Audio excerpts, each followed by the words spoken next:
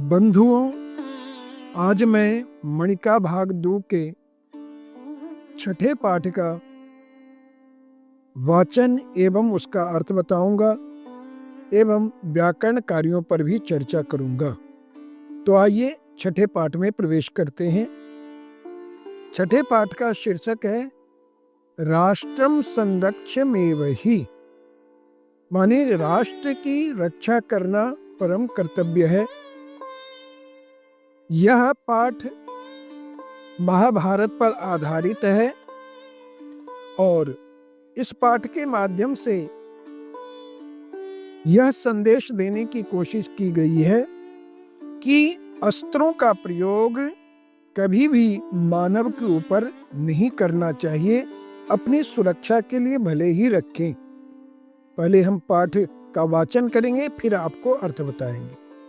यह नाटक रूप में पाठ दिया गया है। मंच पर ततः पुत्र शोक संतप्ताः युधिष्ठिरः भीमः द्रौपदी च रणभूमौ प्रविशन्ति।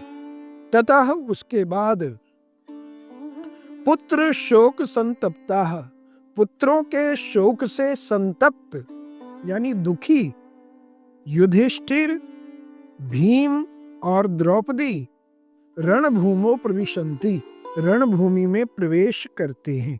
यह दृश्य है। अब यह संवाद शुरू होता है। द्रौपदी कहती है, दीर्घम निःश्वस्य, लंबी श्वास लेकर, हा हंत किम इदम घोरम आपतितम। हा हंत जो है यह शोक व्यक्त करने वाला संबोधन है, दुख व्यक्त करने वाला संबोधन है। कहती है, इदम किम घोरम आपतितम, यह कैसा, घोर मतलब कष्ट, आपत्ति विपत्ति, आपतितम आगिरा, कैसी विपत्ति आगिरी। पाप कर्मणा द्रोणिना में पुत्राः भ्रातरः च हताः। पाप कर्मणा द्रोणिना, पाप कर्म करने वाला द्रोणी के द्वारा, द्रोणी कहते हैं द्रोण के पुत्र को द्रोणी कहते हैं, यानी अश्वत्थामा का यह पर्यायवाची शब्द है। पाप कर्म करने वाला द्रोणी के द्वारा यानी अश्वत्थामा के द्वारा, में मतलब मेरे, पुत्राः भ्रातरः च हताः, मेरे पुत्र और भाई बंधु मारे गए। अग्नि इव दहति माम अयम शोकः, माम मतलब मुझको, अयम शोकः यह शोक, यह दुख, अग्नि ही इव दहति आग के समान जला रहा है। तो इस तरह से द्रौपदी ने बात कही। इस पर युधिष्ठिर कहते हैं, शुभे धैर्यम धारय, हे शुभे, हे कल्याणी, हे द्रौपदी, धैर्यम धारय, तुम धैर्य धारण करो, तुम धैर्य रखो। नूनम तव पुत्राः वीर गतिम एव प्राप्ताः, निश्चित ही, तब मतलब तुम्हारे, पुत्राः यानी पुत्र, वीर गतिम एव प्राप्ताः, वीर गति को ही प्राप्त हुए हैं। क्योंकि रणभूमि में ही वे पुत्र भी थे और उन पुत्रों को अश्वत्थामा ने मारा है, इसीलिए रणभूमि में जो कोई भी मरता है वह वीर गति को ही प्राप्त होता है।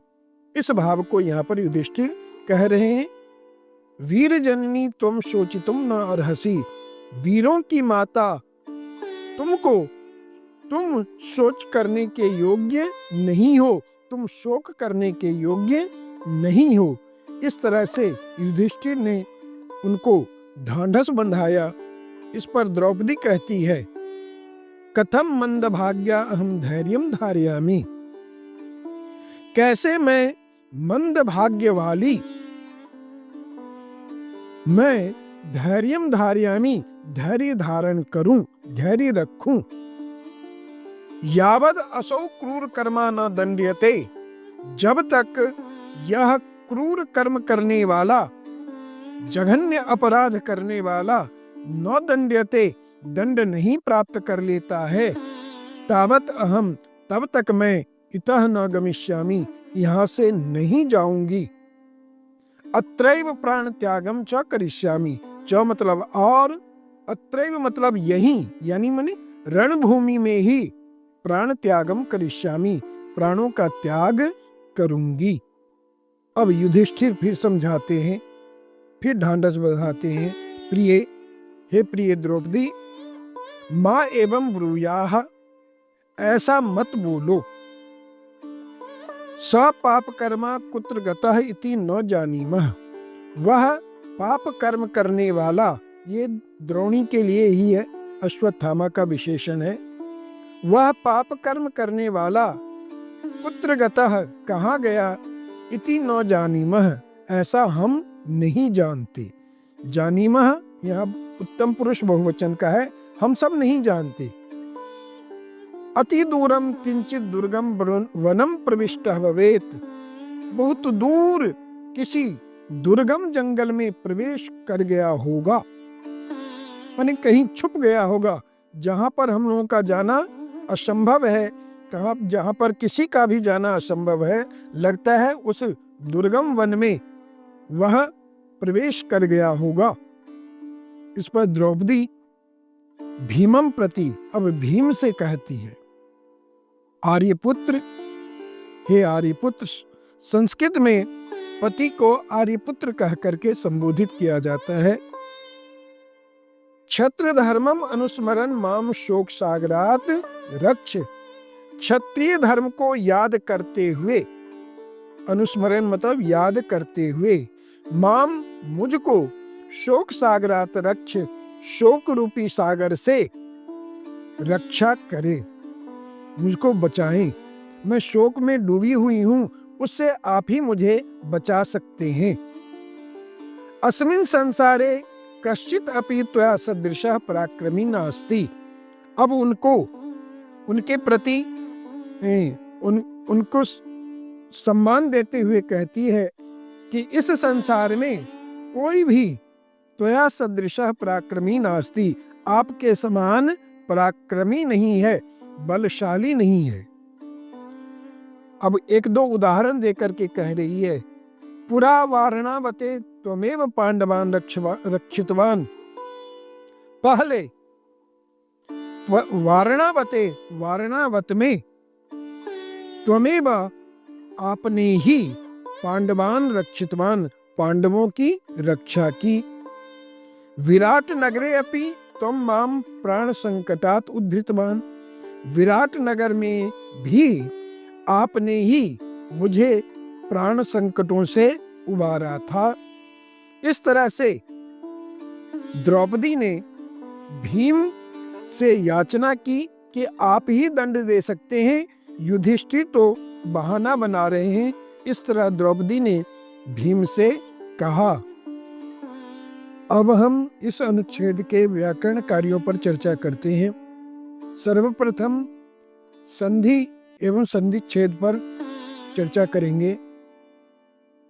भ्रातरः जमा च, भ्रातरश्च, शत्व संधि हो गया है, विसर्ग को स हो गया है। अग्नि ही जमा इव, अग्निरिव रुत्व संधि है। यावत जमा असौ, यावदसौ, तो को द हो गया, जशत्व संधि। उसी तरह तावत जमा अहम, तावदहम, तो को यहाँ पर भी द हो गया है। इतः जमा न, इतो न, उत्तु संधि है, विसर्ग को ऊ होकर के ओ बन गया है। अत्रैव, अत्र जमा एव, वृद्धि संधि है। स पाप कर्मा, इसका संधि विच्छेद होगा, सह जमा पाप कर्मा, विसर्ग लोप संधि यहाँ हो रखा है। किंचिद दुर्गम वनम, इसका संधि विच्छेद होगा, किंचित जमा दुर्गम वनम, तो को द हो रखा है, जशत्व संधि है। प्रविष्टः जमा भवेत, प्रविष्टो भवेत, और कश्चित का संधि विच्छेद होगा, कह जमा चित, ये शत्व संधि है, विसर्ग को स हो गया है। विराट नगरे जमा अपि, विराट नगरेपि, पूर्व रूप संधि है, और उद्धृतवान का संधि विच्छेद होगा, उत जमा धृतवान, तो को द हो गया है, जशत्व संधि है, तो को द हो गया है। तो इस तरह हमने संधि पर चर्चा की। अब हम अनुच्छेद में प्रयुक्त समस्त पदों पर एवं विग्रह पदों पर चर्चा करते हैं। पुत्र शोक संतप्ताः, इसका विग्रह होगा पुत्राणाम शोकेन संतप्ताः। षष्ठी एवं तृतीया तत्पुरुष है। युधिष्ठिरः च भीमः च द्रौपदी च, इसका समस्त पद होगा युधिष्ठिर भीम द्रौपद्यः। ये द्वंद्व समास है। पुत्राः च भ्रातरः च, इसका समस्त पद होगा पुत्र भ्रातरः। यह भी द्वंद्व समास है। वीर गतिम, वीराणाम गतिम, षष्ठी तत्पुरुष है। वीर जननी, वीराणाम जननी, यह भी षष्ठी तत्पुरुष समास है। मंद भाग्या, मंदम भाग्यम यस्याह सा, इसमें बहुव्रीहि समास है। क्रूर कर्मा, क्रूरम कर्म करोतीति, उपपद समास है। प्राण त्यागम, प्राणानाम त्यागम, यह भी षष्ठी तत्पुरुष है। और शोक सागरात, शोकस्य सागरात, इसमें षष्ठी तत्पुरुष समास है। तो इस तरह से हमने समास विग्रह पर चर्चा की।